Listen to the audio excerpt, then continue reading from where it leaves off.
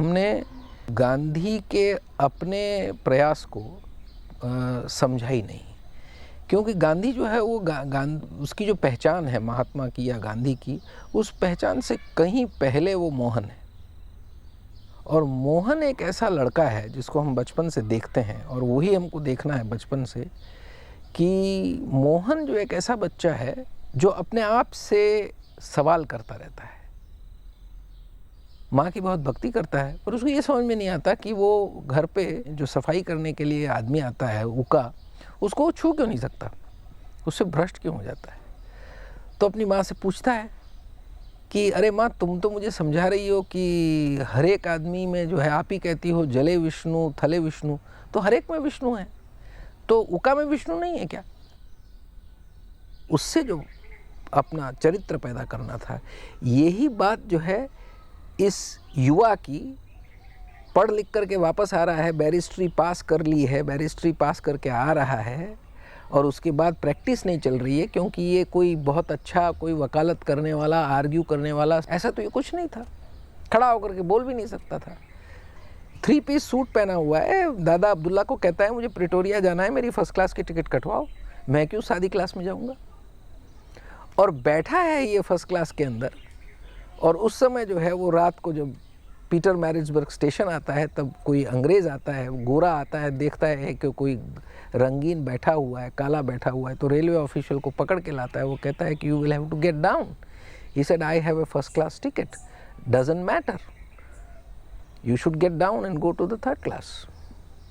I will not get down, if you don't get down I will have to throw you out, you do what you want, I have a ticket and I am going to sit there.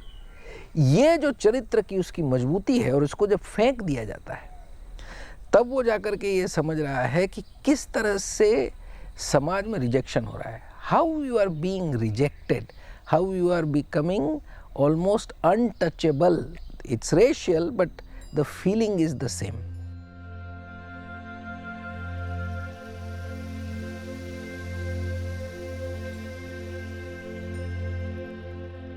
It was in South Africa that Satyagraha was molded into a weapon of protest.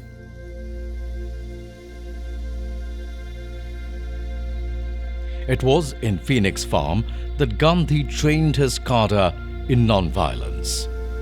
In September 1906, Gandhi organized his first Satyagraha to protest against the Asiatic Ordinance that was constituted against the local Indians.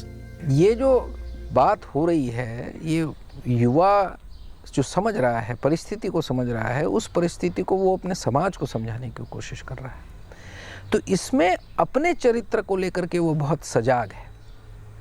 तो गांधी की जो दक्षिण Africa तक की जो कहानी है या जो उसका सफ़र है, उसमें एक बहुत ही मजबूत चरित्र निकल करके आता है, जो एक डरपोक किस्म का मोहन, जो अंधेरे से घबराता था, शादी के बाद भी घबराता था, अपनी पत्नी कस्तूर से कहता था कि तू जाकर के बत्ती जला, फिर उसके बाद मैं कमरे में आता हूँ। ऐसा लड़ने, मतलब ऐसा भीरू डरपोक किस्म का जो मोहन है, वो अपने आप से मुखातिब होकर के अपने चरित्र का इतना मजबूत निर्माण करता है कि वो सारी दुनिया की, जिसको कहते थे कि जिसके ऐसा imperialism whose sun never sets, उसके सामने ये दुबला पतला आदमी जो खड़ा हो जाता है, तो ये सारा जो अभय और निडरता है, इस निडरता का संदेश वो पहले अपने आप में उस निडरता को पैदा करता है, उसके बाद इस निडरता का संदेश वो सबको देता है। It was Gandhi's strength of character that inspired millions of Indians to challenge the might of the British Empire. It all started with Swadeshi becoming a significant instrument of social change. Khadi and Swadeshi were not merely a political tool. They were also tools of rejuvenating the traditional Indian economy, which was the reason why the West was attracted to India in the first place, and which they saw as a threat to their ability to rule, and so they destroyed. You know, Swadeshi on its own could not have been sustainable unless there was a backbone of Swadeshi produce. It was a prideful statement of made in India, made by Indians and consumed by Indians. In 1930, Gandhi led a major non-violent protest, the Salt Satyagraha. Hundreds of people joined him. Gandhi and his followers produced salt along the shores, thereby breaking the law.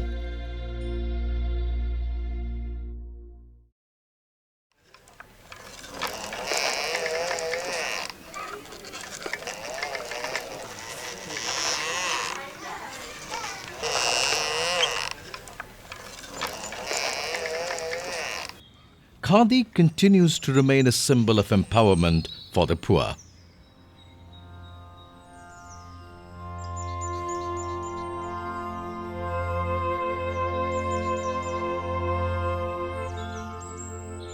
It was Gandhi's relentless persuasion of truth that makes Gandhian philosophy relevant to our time and age and attracts many to places like Sevagram. To strengthen human character, Gandhi formulated an education system at Sevagram called Nai Talim.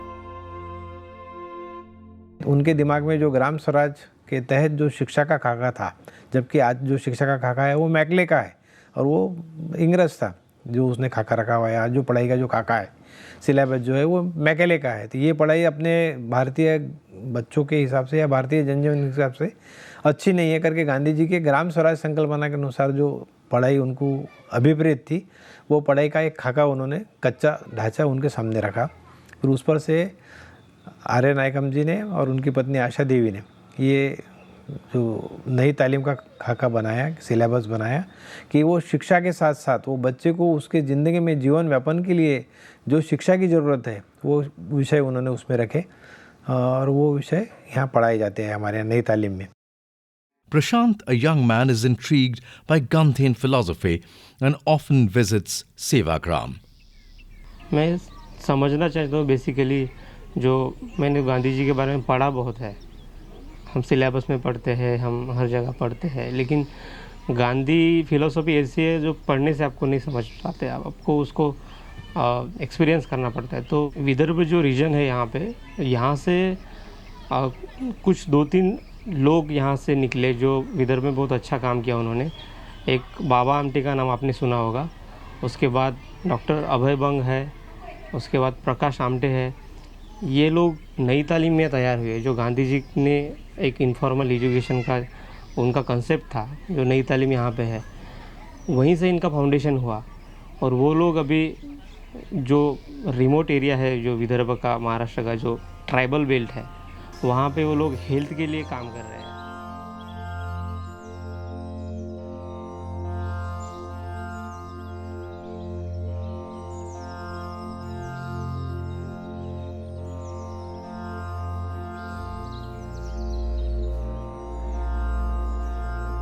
Search is a community health center established in some of the most underdeveloped districts of Gadchiroli.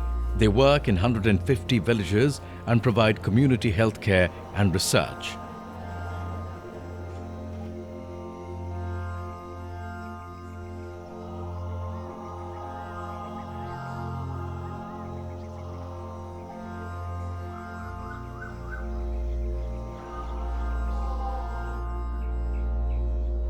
Dr. Abhay Bang, who received his basic education in Nai Talim, is the founder of Search. Gandhi ji ने उसी सेवाग्राम में एक नई तरह की शिक्षा का प्रयोग शुरू किया था। उस शिक्षा को उन्होंने नाम दिया था नई तालीम।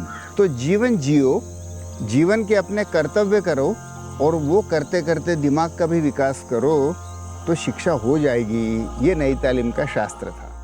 मैं जब 8वीं में था तो मुझे एक खेती का प्लॉट दिया गया। कहा गया कि किसान जैसे खेती करता है तुम ये खेती का प्लॉट करो और उसमें से सीखो। तो खेती के प्लॉट में क्या बोया जाए, तो मैंने बैंगन बोया। मेरे बैंगन के पेड़ बढ़ नहीं रहे थे तो शिक्षक को पूछा, तो उन्होंने कहा वनस्पति शास्त्र पढ़ो। तो पढ़ा तो पेड़ बढ़ने के लिए नाइट्रोजन लगता है, तो फिर से नाइट्रोजन कहाँ होता है, उन्होंने कहा रसायन शास्त्र पढ़ो।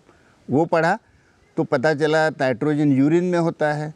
तो पड़ोस में गौशाला थी, तो गौशाला से मैं भर भर के बकेट भर भर के ला के इस बैंगन के मेरे पेड़ों को देता था। एक बैंगन मेरा 1.25 किलो का निकला। तो उसके मार्केटिंग भी, बाद में रसोई में उसकी कुकिंग, खेती करते करते जैसे मैं सब कुछ सीख गया।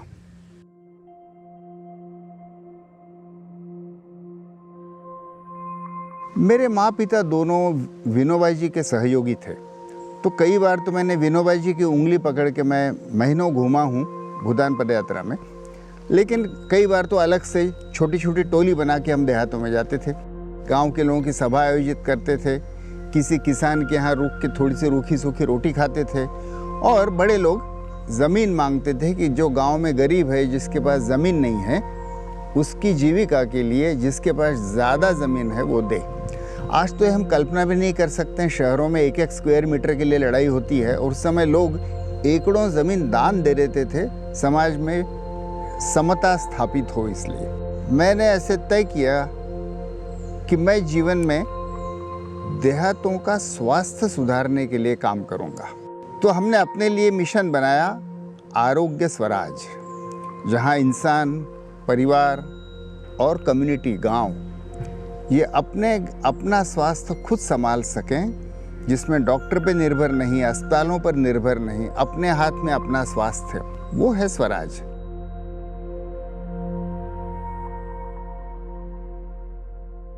काम करते समय अपने खुद के स्वास्थ्य की ओर, मैं खुद कैसे जी रहा हूँ ये भूल सा गया। हर रोज़ काम करना था, ज़्यादा काम करना था और दौड़ धूप करनी थी। खुद का आहार, खुद का व्यायाम, खुद के मन की शांति खो गई। और एक दिन 44 साल की उम्र में यहाँ गढ़चिरौली के जंगल में मुझे अचानक छाती में दर्द हुआ, वो हार्ट अटैक निकला। बड़ा धक्का लगा। मैंने सोचा था जैसे मुझे हार्ट अटैक नहीं हो तो औरों को होता है, वो जो शहरों में रहते हैं उनको होता है। मैं तो जंगलों में आदिवासी की सेवा कर रहा हूँ, लेकिन शायद जंगलों में आदिवासी की सेवा करते समय भी अपने स्वास्थ्य को भूल गया था। उसकी शिक्षा मिली, सज़ा मिली। एंजियोप्लास्टी हुई। एंजियोप्लास्टी की टेबल पे ही मेरी हृदय की नलिका फट गई। तो जैसे मौत से सीधे सीधे सामना हुआ। और उस टेबल पे जब मेरी दिल की रक्तवाहिनी फट गई और मैंने सोचा अब तो अगले क्षण में नहीं रहूँगा, जो बस इस ज़िंदगी का आखिरी क्षण है। और उस समय अचानक गांधी के आश्रम में सुबह जो प्रार्थना कहते थे, ईशावास्य उपनिषद, अचानक बिना मांगे जैसे कोई अमृत की धारा बहती है, वैसे अचानक वो मंत्र मेरे मन में उमड़ा और मौत का डर चला गया। जहाँ मेरा बचपन गुजरा था, उस गांधी की ओर लौटने की बड़ी तीव्र आकांक्षा हुई। तो खोजते खोजते फिर से वापस गांधी के उसी आश्रम में पहुंचा, बापू कुटी में पहुंचा, जहाँ मेरा बचपन गुजरा था। और वहाँ बापू कुटी के बाहर बैठ के आंखें मूंद के बैठा था। मन के मन में मैंने गांधी को सवाल पूछा कि बापू, मैं फिर से स्वस्थ कैसे होऊंगा या नहीं होऊंगा? अब ये मन का खेल कहिए या तीव्र इच्छा का परिणाम कहिए, लेकिन ऐसे लगा मुझे जैसे बापू खुद उस कुटी में से मुझे कह रहे हैं कि तुम दुरुस्त हो जाओगे, अपना स्वास्थ्य संभालो, तुम इससे ठीक हो जाओगे, तुम्हारे हाथों बहुत कुछ अभी होना है।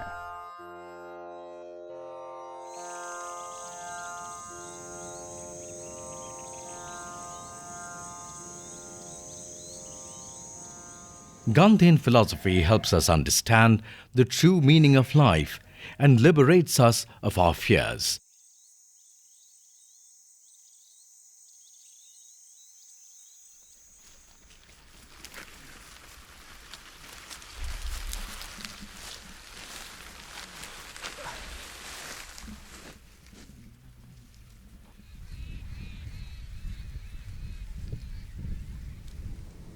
To take the message of Gandhi forward, Vigyan Ashram was established in 1983 in the village of Babar.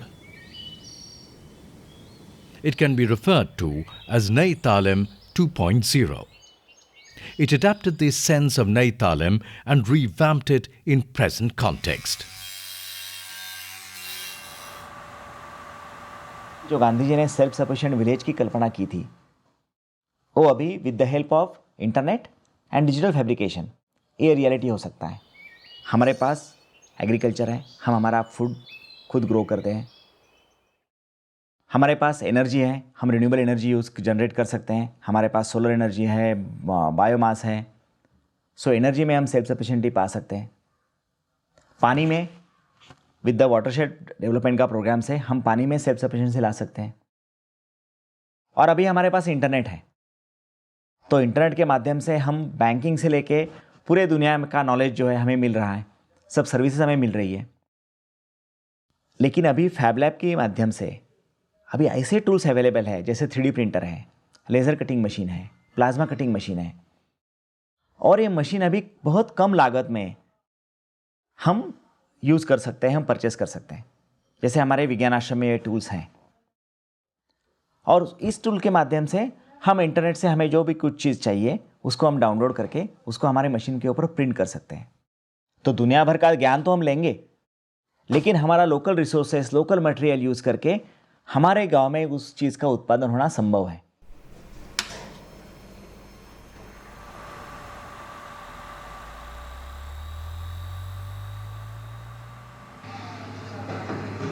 नमस्कार, मेरा नाम प्रसाद पाटिल है और मैं विज्ञानाश्रम में प्लास्टिक से जो फेंका हुआ प्लास्टिक होता है उससे फ्यूल निकालने के टेक्निक में मैं काम करता हूँ। इस तरीके के क्रूड ऑयल जैसा हम उससे मैटर निकालते हैं और ये हम जलाने के लिए यूज़ कर सकते हैं।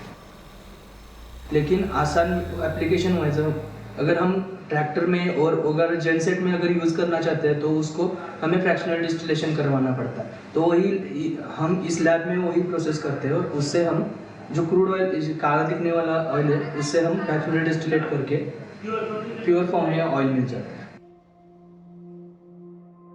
Thanks to this education system, students in rural areas are developing a scientific bent of mind, making a difference to the local community.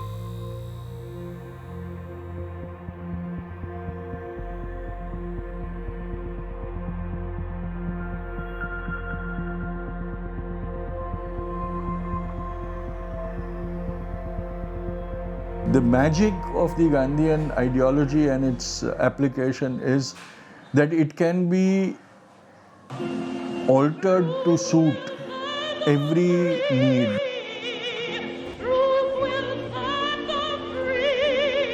The American civil rights movement was inspired by Gandhian philosophy of non-violence.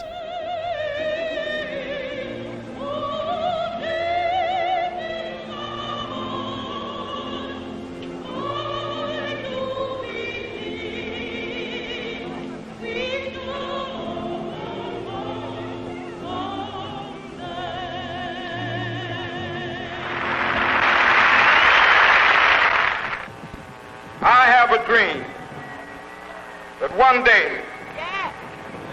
this nation will rise up and live out the true meaning of its creed.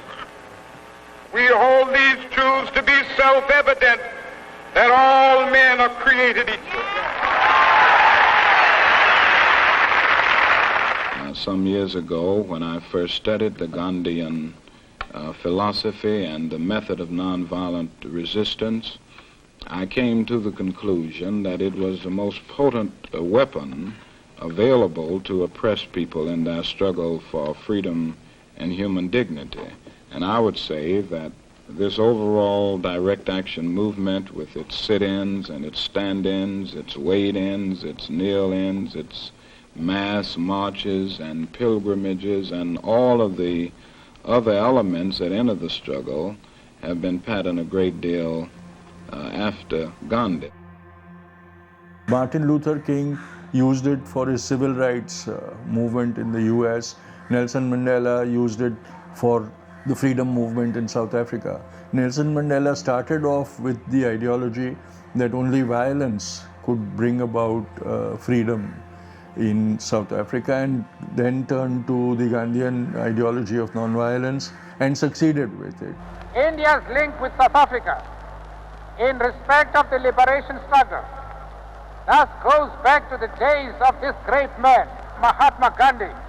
If you look at the Arab Spring, some years back the Arab Spring was the huge big thing. When people walked into Tahrir Square in Egypt, the first poster up in Tahrir Square was Gandhi. During the first Gulf War, when the Million Man March happened in Washington, most of the people were carrying posters of Gandhi. Recently, when massive demonstrations against Brexit happened in England, most of the people who marched in that demonstration found their way to one of the two statues of Bapu in London, either at Tavistock Square or the one at Parliament Square. So even Lech Walesa, who led the solidarity movement for freedom in Poland, was inspired by Bapu, and they adopted the non-violent passive resistance tactics of the Indian freedom movement. आज भी UNO क्या कहने की कोशिश कर रहा है? इतनी सारी लड़ाइयों के बाद 2007 में यूएन तो हमको यही संदेशा दे रहा है कि गांधी जो है वो जिस अहिंसा की बात कर रहे थे, उस अहिंसा के सिवाय हमारे पास दुनिया में शांति लाने का और कोई तरीका नहीं है। तो इसका मतलब ये है कि गांधी उस समय ये जो बात कह रहा था, उस समय ये कह रहा था कि समस्या जो है जिसको आप आधुनिक समाज कह रहे हो, उसकी जो भौतिकता में जितना विश्वास है उससे कम करके आत्मबल से, अहिंसा से हम अपनी समस्याओं का हल कर सकते हैं। मेरी भौतिक ज़रूरतें कम हो जाती हैं, तो इसका मतलब ये है कि मेरी प्रकृति से मांग कम हो जाती है, प्रकृति से शोषण करना वो मेरा कम हो जाएगा। तो आज की जो समस्याएं हैं उनका निराकरण भी जो है वो गांधी की इस बात से समझ लेना पड़ेगा कि किस तरह से हम व्यक्ति को केंद्र में रखते हुए उसके चरित्र के निर्माण की बात करेंगे तो हम अपनी आर्थिक सामाजिक परिस्थिति को भी सुधार देंगे। आइंस्टाइन ने एक बड़ा सुंदर कहा है कि इंसान वैसे तो पूरे विश्व का ही एक हिस्सा है, लेकिन उसका ये जो मेरापन है वो बीच में दीवार खड़ा करता है, और इस मेरापन की दीवार को तोड़ देना, उस अंतर को बुझा देना और पूरे विश्व के साथ एकरूपता महसूस करना, यही सत्य है। ये तो एक वैज्ञानिक कह रहे हैं, लेकिन भारत की जो अद्वैत फिलॉसफी है, अद्वैत तत्वज्ञान है, जिसमें गांधी भी मानते थे, विनोबा भी मानते थे, और ईशावास्य उपनिषद में जो श्लोक है, ईशावास्यमिदं सर्वम, यहाँ जो कुछ है उसमें हर चीज़ में ईश्वर का निवास है। तो फिर मैं तो अलग से कुछ हूँ ही नहीं, मैं ये भ्रम है, विश्व ये वास्तव है, और उस पूरे विश्व के साथ मैं एकरूपता महसूस करूं, यही मुक्ति है। तो मेरी मुक्ति नहीं होती है, मैं से मुक्ति होती है।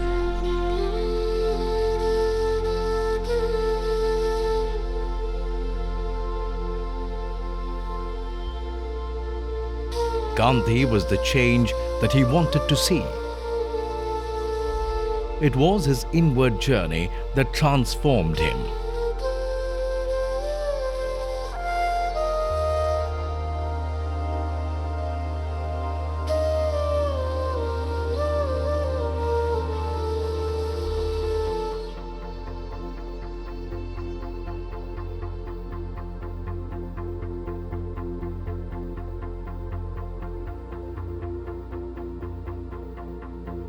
He saw the oneness of self with the universe and gave humanity the precious gift of non-violence that has and continues to give hope to mankind at the time of crisis.